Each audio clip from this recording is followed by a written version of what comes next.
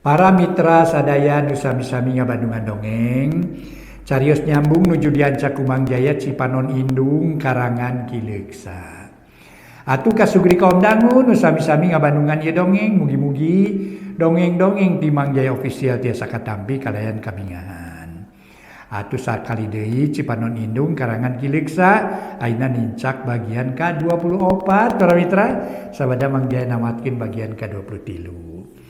Janten waktos cek urang Sunda para mitra anu tos digambarkeun sarere budak antara jam 8 kirang jam 8 duka jam 8 langsung sekedik tangge upami tos waktos antara jam 8 nya jam 8 jam 8 namina tumoke para mitra namina tumoke rupina waktosna disada toke di sana ai toke jam 8 wenginya sok maneuh toke mah para mitra toke toke eta para mitra nu jiga toke cenah mah aduh mangga atuh warawargi Cipanon Indung karangan Kileksa dina bagian ka-24 urang lajengkeun janten namina antara jam 8 ke jam 9 wengi namina tumoke. Mangga para mitra jam biasana jam 8 wengi teh toke sok disada. Atuh dongeng urang teraskeun Cipanon Indung karangan Kileksa dina bagian ka-24 wilujeng ngadangukeun.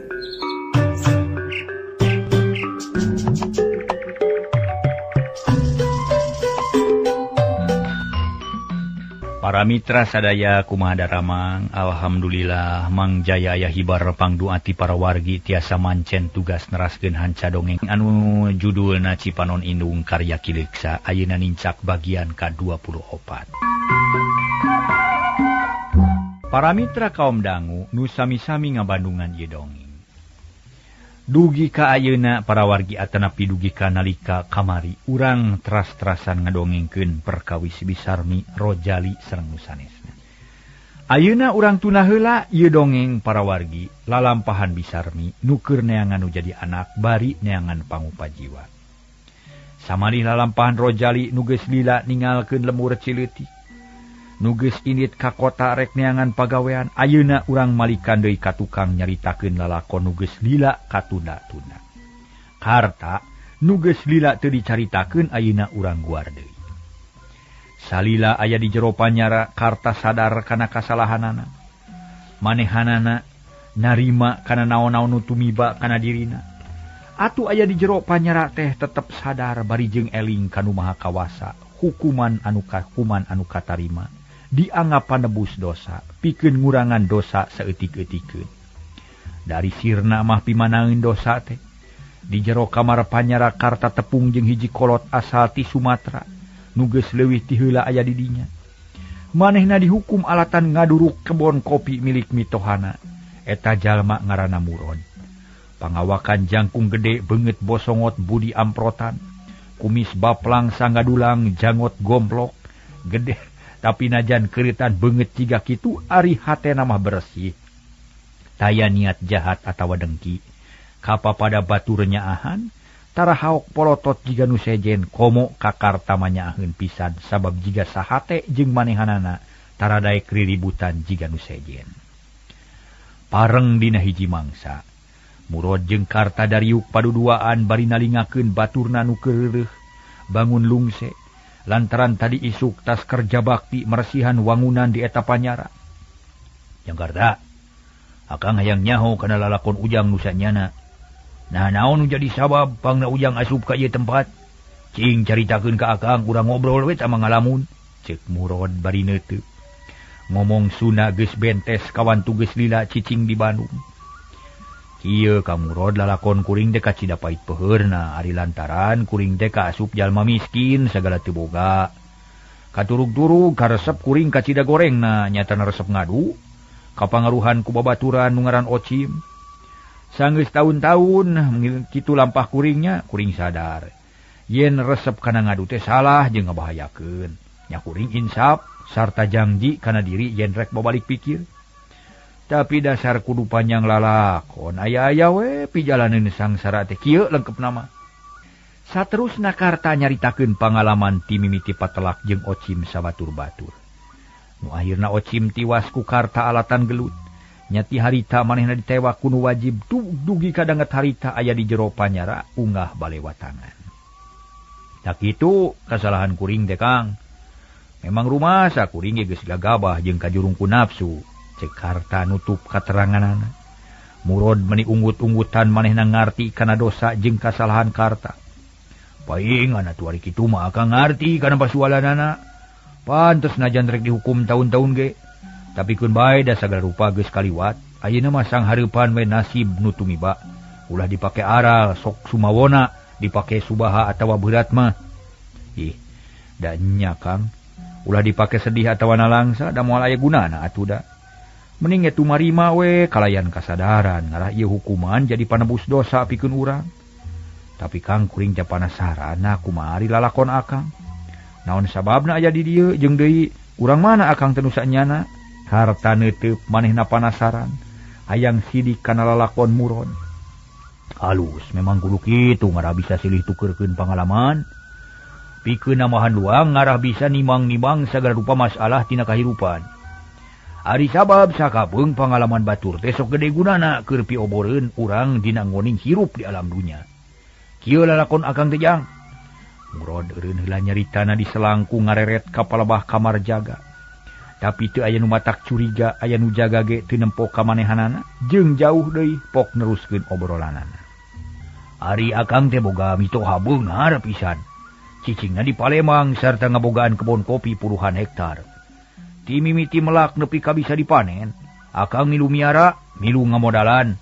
Tapi dina hiji mangsa akang dituding lici ku mitoha. Magarkeun teh akang sok ngalaan kopi sabuat mitoha eueuh. Nepi ka matak rugi ratusan ribu rupiah. Sakali mah ku akang teh teu dipalire sabab teu rumasa. Tapi mitoha keukeuh we nuding malah mah mamawa ka rumah tangga. Anakna dipangaruhan sarta menta diserahkeun ka akang. Atuh akang teh nyeri hate. Asa dihina, asa ditincak hulu. Mitoha akang diajak gelut sekalian. Kungsi tarung menang sababaraha jurus. Tapi hanya ka teu cacab sabab kaburu dipisah ku lanceuk-lanceuk mitoha. Sabulan mah jempe teu aya kajadian naon-naon. Ari saterusna akang didakwa kudu wajib magarkeun rek maehan mitoha cenah. Atuh akang teh panas hate akhirna teu kuat nahan amarah. Kidigana teh kaleuweung akang teh. Ngajugjug kebon kopi kalayan teu anta parah deui kebon kopi dijuruk ku akang. Mangkaning usum halodo harita teh. Atuh gancang pisan majuna seuneu teh Jang. Kebon kopi belasan hektar teh jadi lebu. Akang ditewak kudu wajib akhirna akang mau dikerem di Panyara di Palembang. Di ditu akang teu batalah maksa kabur. Sarta hasil ninggalkeun Panyara terus nyebrang ka tanah Jawa. Menang satahun bebas akhirna katewak deui terus matuh di dieu. Nepi ka bisa ngomong basa Sunda akang teh. Sabab babaturan di dieu kabeh ngomongna kitu. Tak kitu lalakon akang teh Jang. Ceuk Murod panjang lebaran nyaritakeun lalakon hiru ku Karta di Bandungan kalayan daria. Kutan teh kitu leuwih rame batan lalakon kuring atunya. Geuning nu beunghar ge teu eueuheun pipaseaeun mah. Aya we jalana panyana kuring manu miskin we nu loba pikiraneun teh. Cek Karta. Ish, salah. Harta mah teu ngajamin kana kabagian hirup sabab harta teh bakal nyiksa. Lamun teu bisa mawana harta bakal bajadi mamala. Lamun teu bisa ngurusna buktina mitoha akang beunghar ge ari teu bisa ngagunakeun mah teu burung we manggih ka teungeuna. Kitu deui akang nu tadi rubak-ribuk sagala loba. Akhirna mah ngaringkuk we di Panyara balukar tina harta. Umatak ulah serab ku harta ari manusia mah Jang. Sabab harta keuna ku ruksak. Nu kudu dipikiran mah ahlak nu hade. Budi nu luhur, pikiran nu bersih, tekad nu bener, antara ucap teka jeung lampah kudu luyu, ulah pasalia. Tak kitu mun hayang salamet mah Jang, ceuk Murod daria pisan. Ngasupkeun pangaruh anu hade ka Karta. Ku Karta memang kaharti sabab karasa ku manehna oge. Mun kitu Kang duit jeung harta sejena teh teu bisa nulungan ka urang mun aya kasusah teh. Ari akang geus sabaraha taun di dieu teh? Karta nanya deui kawas nu panasaran. Ari sanyana mah sakedeung hukuman akang teh. Tapi kulantaran dina hiji waktu kungsi gelut akang teh nya hukumanana ditambah deui. Nepi ka ayeuna teh geus 8 tahun akang teh. Mun aya milik mah tahun hareup bakal bebas sarta bisa balik deui ka lembur. Tak kitu Jang. Ari ujang sabaraha tahun cicing di teh? Murod malik nanya. Kopi teu lepat mah 5 tahun. Oh, sakedeung 5 tahun wajang. Komo lamun dijalankeun di barenganku kasadaran mah. Moal lila 5 tahun teh. Matak akang mah moal oleh amanat ka ujang kade ulah aral subaha. Sarta ulah boga rasa yen di teh dihukum. Tapi kudu boga rasa yen urang teh keur nebus dosa nukung si dipilampah. Ieu tempat kudu dipake mikiran nasib, ngalenyepan kalakuan bari tobat ka Allah. Sangkan teh sakali-kali deui migawe kasalahan nu jiga kitu, insyaallah hampang karasana hukuman teh jang. Mohon kitu Kang lah kahartos pisan ku abdi ge. Tapi aya nu teu pisan kahartos abdi teh nyatana perkawis pribadi akang di dieu. Katinggalna ku abdi saurang ge teh nu wani ngaganggu. Malah mah kabeh hormat jeung nurut ka akang, kumaha ieu teh carana? Naon sababna? Na akang pedah gagah atawa bageur ka sasama, harta jadi sopan nyaritana panon neuteub ka murod. Kieu sababna mah basa akang mimiti datang ka dieu disampakeun ku hiji jago asal Banten. Manehna langsung nangtang ngajak tarung patutunggalan. Akang teh can ngarti kana kaayaan di dieu mangkaning hate keur meujeuhna panas. Atuh garwe tarung lumayan ripuh akang teh sababaraha kali kabeunangan.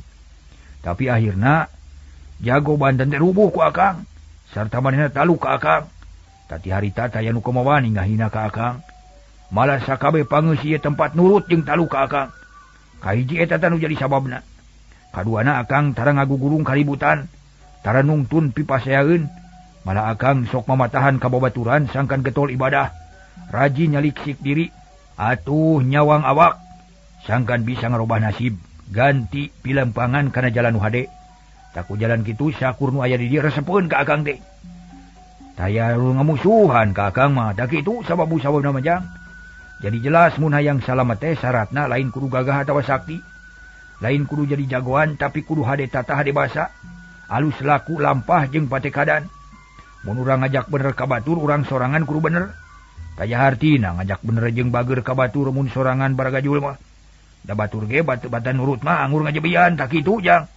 Karta unggut-unggutan. Hatena ngarasa regreg sabab aya batur pikeun paku kumaha. Aya obor nu baris nyaangan pijalaneun manehanana. Karta gede harapan asa betah cicing di dinya teh. Karta harita nyarita deui. Nuhun Kang abdi ngartos kana eta kasauran teh. Muga-muga we abdi gesing bisa jadi contoh keur nu loba, hayang hirup nu jujur jeung bener, jeung pinter, tapi Kang kanggo ngajaga katengtreman diri asana teh teu salah-salah teuing upami urang ngulik ilmu bela dirinya. Maksud ujang kumaha? Murod colohok bangun teu ngarti. Mun Kang ngajaga diri tina serangan deungeun margi musuh teh henteu salamina sadar. Sok aya we nu barangasan sareng telenges. Upami aya musuh kitu kumaha ngalawana Kang? Da moal asup omong jiga nama. Tak kumargi kitu numutkeun pangemut abdi diajar bela diri ge taya lepatna. Sal dianggo kana jalan bener we ulah dipake somong. Heuh bener kitu jang. Teu da naon diajar ilmu bela diri ge. Asal urang kudu bisa ngagunakeunana.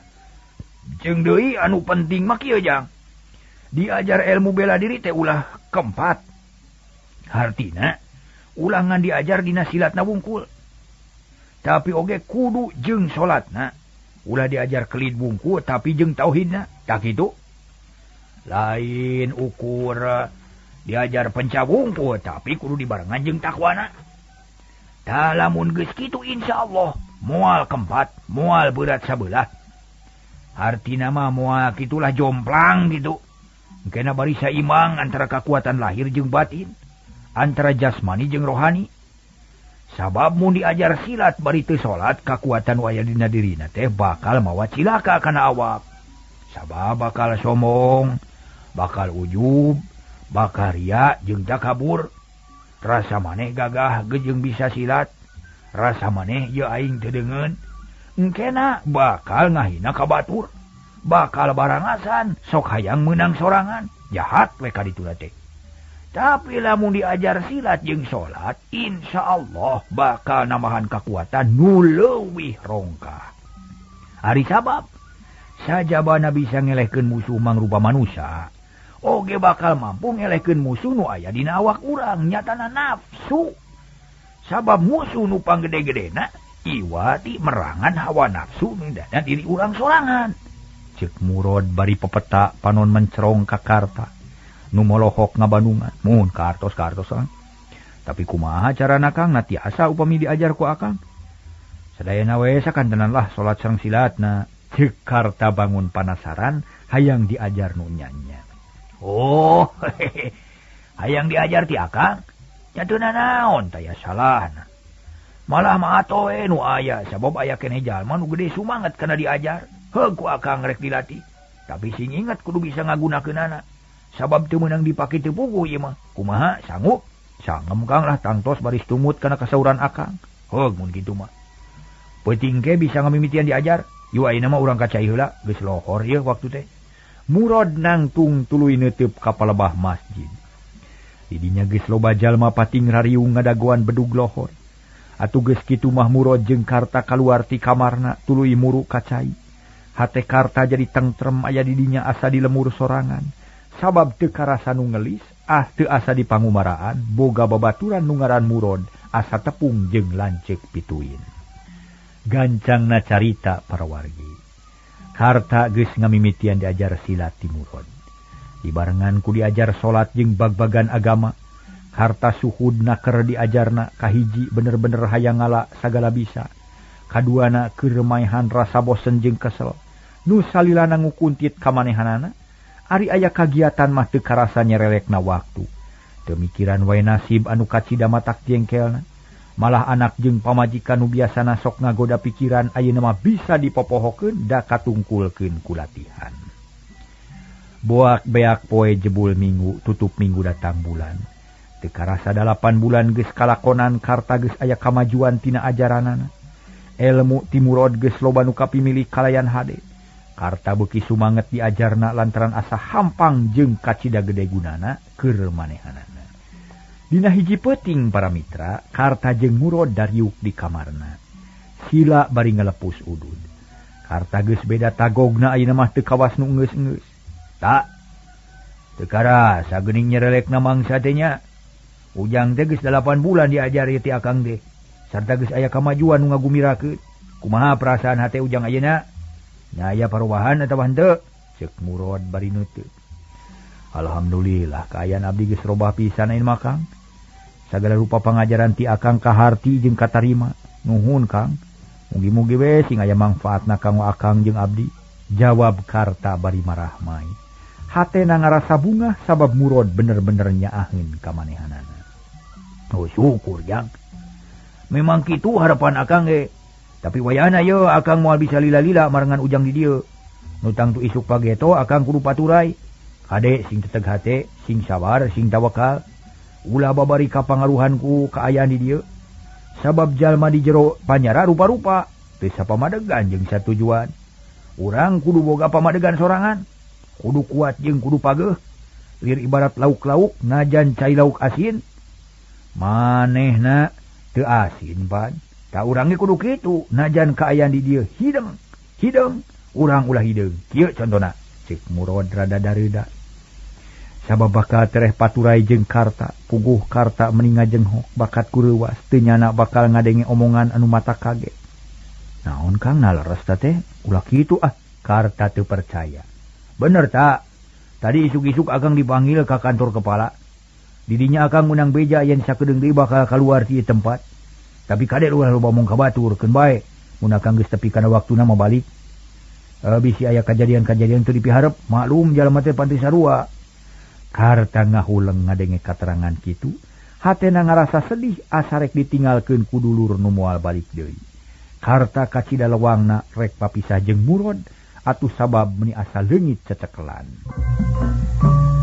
para mitra kaum dangu mangga urang lajengkeun deui tadi saur Murod disebatkeun yen urang teh kudu siga lauk nu hirup di laut sok sanaos para mitra cai laut asin tapi lauk anu kakara meunang newak teu karasa asin naon sababna para wargi sadaya tah mah saur Murod teh cenah jadi urang teh ulah kapangaruhan ku lingkungan janten simbulna para wargi naon sababna eta lauk para wargi sadaya teu asin kumargi lauk teh hirup nah ieu para wargi sadaya janten lamun paeh mah atuh dikeum ku cai uyah asin diceum ku asem haseum para wargi sadaya itu Dikeum ku cai gula amis. Tah kumargi paeh para wargi sadaya upami hirup mah janten ieu simbulna urang ditujukeun kana lauk, simbol pikeun urang ari sim keur manusa disebut hirup. Hirup manusa para wargi kudu bisa ngagunakeun akal jeung pikiran kitu. Apaan manusa teh makhluk pangulya-mulyana cenah para wargi. Kumargi tiasa ngagunakeun akal jeung pikiran ulah kabawa ku sakaba-kaba. Kitu maksudna nyarios murod tadi. Kitu diandawisna para wargi sadaya. Gunakeun akal jeung pikiran. Gunakeun para wargi sadaya akal jeung pikiran urang nuju kana jalan nu hade. Margi pah parantos langkung uning ngalah tos teu kedah dijelaskeun pokona mah. Mangga para wargi sadaya ge parantos langkung uning. Mangga urang lajengkeun ieu dongeng anu judulna Cipanon Indung. Harita murod ningali karta ngahuleng teh tuluy nyarita. Nah, kalaka ngahuleng tak teu percaya ka Akang. Lain teu percaya Kang, tapi abdi teh lewang we mun eueuh Akang mah. Asa keueung abdi teh. Asa teu aya pamuntangan kumaha mun aya naon-naon. Jawab karta bari neuteu. Katara paroman alum bangun bingung. Ulah kitu Jang, mun ujang boga pikiran sarupa kitu, hartina can boga pamadegan kuat. Ujang kudu teteg hate, kudu boga pamadegan sorangan, nu teu gumantung ka diri Akang. Nah, make lewang jeung keueung, naon istimewana diri Akang? Murod teu panujueun kana pamadegan karta, nu teu daekeun ditinggalkeun. Laras Kang hati abdi masih keneh dua kleok. Lir ibarat pucuk awi katebak angin. Teu bisa cicing dina hiji tempat, ari nu jadi sababna asa can teger hate. Loba keneh kasieun jeung kapaur. Atuh saja bati kitu apan can tamat abdi diajar teh. Oh, hehehe. Eta pamadegan teh salah Jang. Hartina ujang can dewasa dina pamikiran. Nah, make gumantung ka Akang. Apan Akang gitu bisa nang tayungan ka ujang. Ngan sakadar mere jalan sangkan ujang salamet. Ulah kitu Jang. Sabab ujang teh geus dewasa, geus meujeuhna bisa nangtung dina pamadegan sorangan. Soal latihan ulah dijadikeun alasan pikeun leuleusna hate. Sabab eta mangan ukur hiji tarekah pikeun namahan pangaberuh. Mun ujang hayang maju kudu motekar diajar sorangan. Ulik sing apik, lenyepan sing asak, tangtu ujang bakal pinangih jeung kabagjaan da kitu. Karta ngahulang. Hatena tetep can teteg kalah karek kaluareun, ret kaluareun kamar. Katempo cahaya lampu nu pating garantung dina sisi-sisi temok panyara. Nyebrot nyaangan sabudeureun eta tempat lir ibarat mata-mata raksasa nu salilana nalingakeun ka sakumna pangeussi panyara bisi aya nu nyoba-nyoba kabur. Kahardin teu Jang? Murod nanya panon melong. Kahartos Kang mangga atuh ari kitu mah. Sadaya amanat Akang bade diestokeun pisan ku abdi nanging iraha mulang teh Kang. Di mana di dituna upami aya waktos mah tuh sejadi parengkeun panjang umur abdi teh hayang nganyang ka Akang ka Sumatera. Ceuk karta rada berag ayeuna mah. Oh, syukur ari kaharti mah kade sing teteg hatenya. Ulah sok luak leok jiga daun awi katebak angin.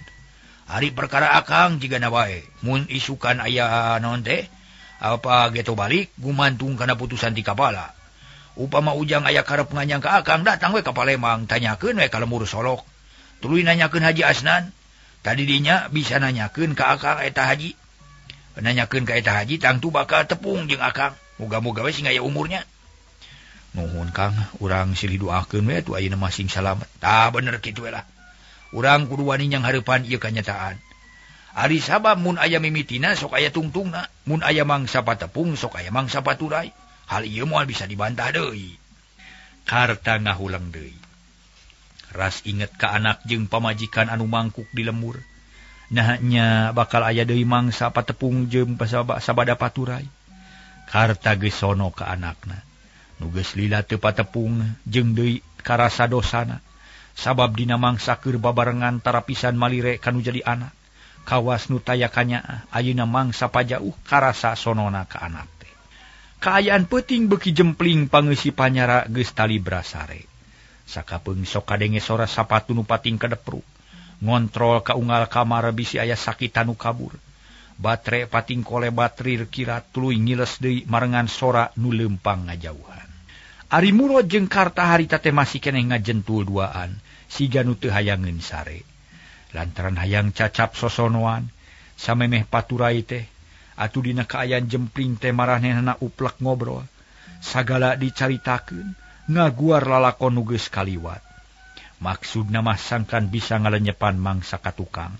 Keur ngomean mas kasalahan nu ayeuna, ngarah ka hareupna teu ngalaman kitu deui.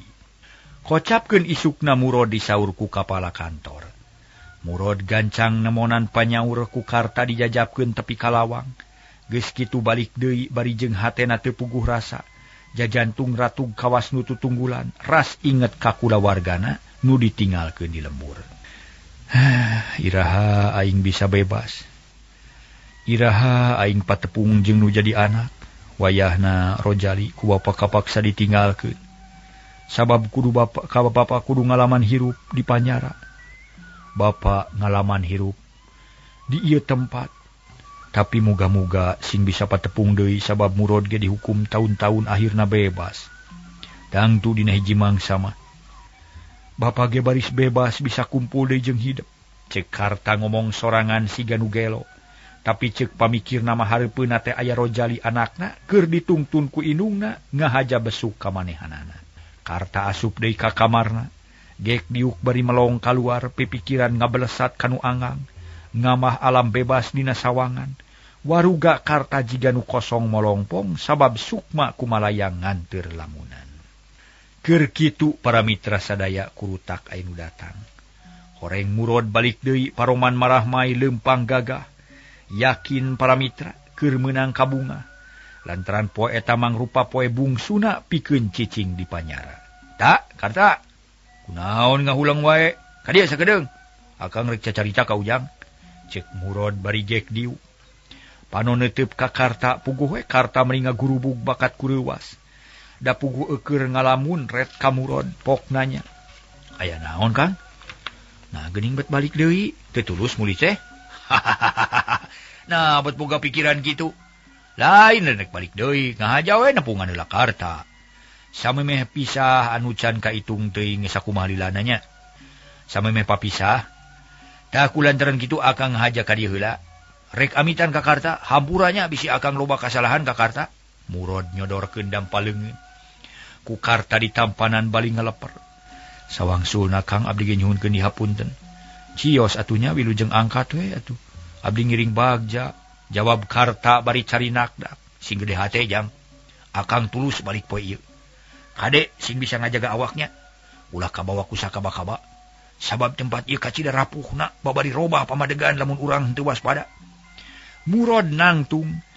Manehanana bener-bener teu lila di dinyana sakadar hayang tepung nu pamungkas jeung Karta. Gep sasalaman sakali deui Karta neuteup lamunan geus miheulaan kaluar ti eta tempat. Heuleut sawatara waktu Murod geus kaluar ti eta kamar. Tuluy muru kapanto gede di hareup nu akhirna bijil ngamah alam bebas.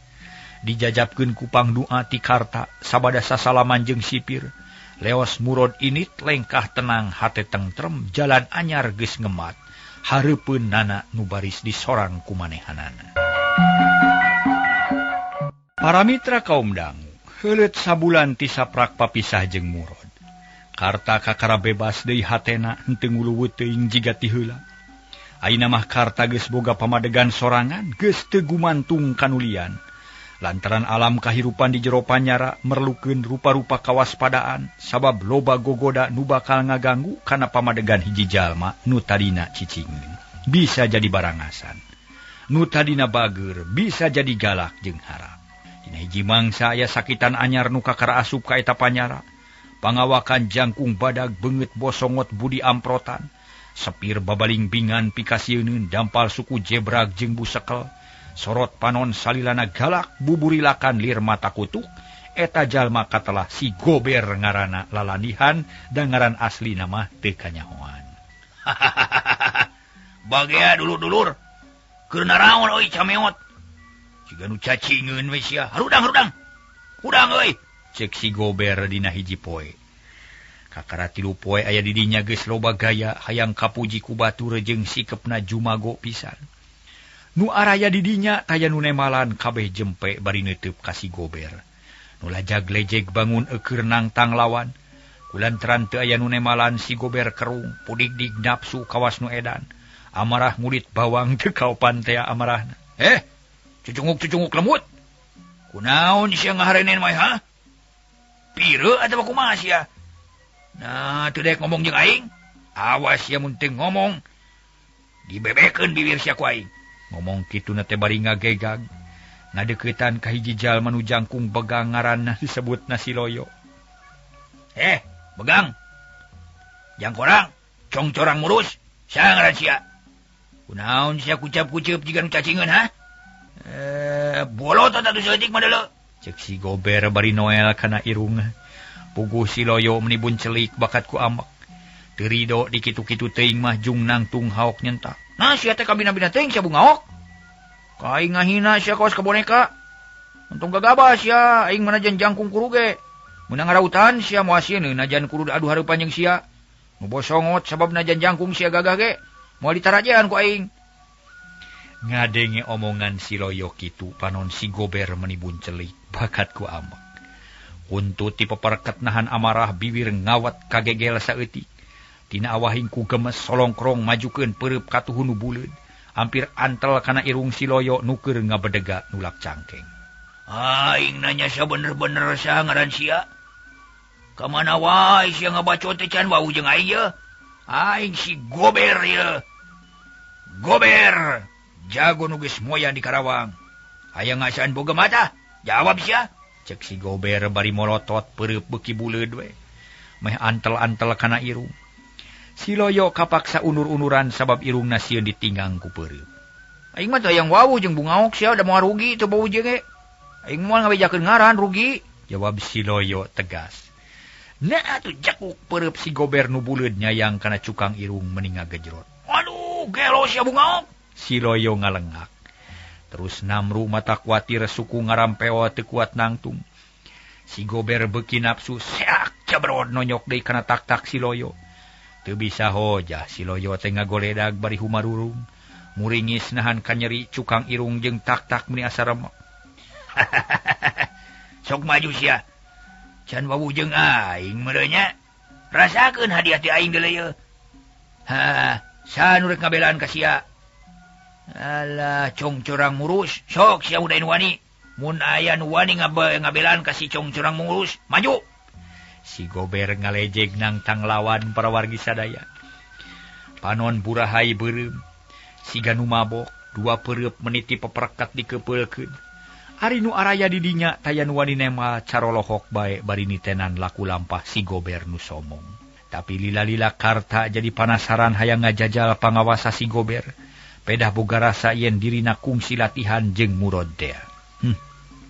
Asa somong-somong teuing jelema teh na pedah jangkung badag atawa kumaha kitu. Ngahina pisan ka batur teh mending ngahampas. Ceuk Karta bari terus ngadeuketan ka si Gober panon mureleng jiga nu keheul pisan. Pabaturan Karta pating larenghap ngarasa paur. Bisi Karta disiksa bea karep ku si Gober nu geus yakin talenges taya ras-rasan. Rek naon sia beurit? Hayang modar? Yap ka dieu sia yang disiksa ku aing mah deuleu. Aing rek jadi gagedug di tempat deuleu. Singsa nu kumaha wani baha kana parentah aing disiksa nepi ka modar. Cek si Gober bari mureleng ka Karta. Nu harita geus aya hareupeunana. Saha ngaran maneh teh jangkung? Karta nanya bari nulak cangkeng. Saeutik ge teu gimir ka si Gober nu barangasan. Geuning wani nanya ka aing sia. Syukur euy. Hartina sia teh gede wawanen jeung aya kahayang. Ngaran aing Gober, jago Karawang nu kasohor. Geus moyan. Ari sia saha ngaranna? Begang teuing boga awak teh. Alah ieu tinggal kulit teh jeung tulang. Si Gober mureleng ka Karta. Nu memang begang awakna. Tongahina begang eleng kurang nyatu tapi lila teuing tatapa aing teh. Aing teh keur ngulik ilmu ieu pangaweruh. Keur nyipuh ilmu kabadukan. Taina kabeneran aya sia nu kumaha wani riributan di tempat. Sok urang ngadu jajah teh jeung aing. Nanya sia teh gede tanaga. Da ceuk aksiran aing malah awak sia teh jangkung badag teu beda we jeung tangkal cau. Eusina cai wungkul taya tanagaan. Cek Karta wanian pisan puguh we si Gober menika kerot bakat ku amak beungeut nageuneu. Bangsa sia. Kumaha wani ngahina ka aing? Sok geura maju sia. Urang ngadu jajah teh jeung aing. Tapi bejakeun heula ngaran sia. Saha ngaran sia? Ngaran aing Karta. Arta dicakar mata nasi aku aing. Ngomong kitu teh bari sakilat nyabetkeun ramo-ramo nu Makah jeung heuras. Ngadius rek nyakar panon karta tapi kabur waktosna seep para mitra sadaya. Dugi ka dewe heula.